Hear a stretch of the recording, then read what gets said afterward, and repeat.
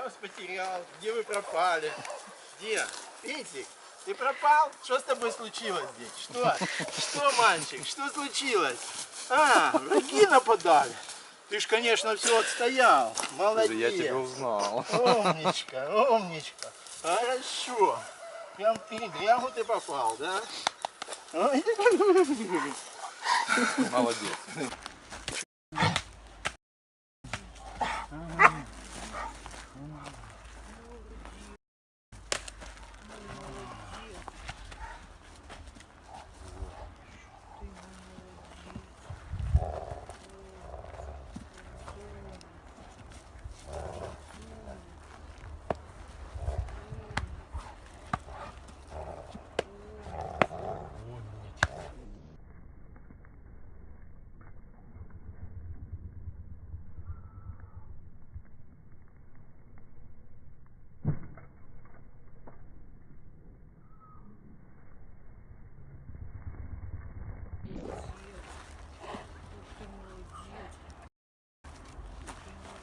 Лучше, у меня лучше, вкуснее, правильно.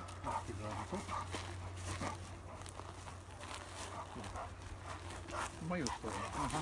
А ты что? Хорошо. Глазом подбадриваем. Хорошо. А если на папу напасть? На папу.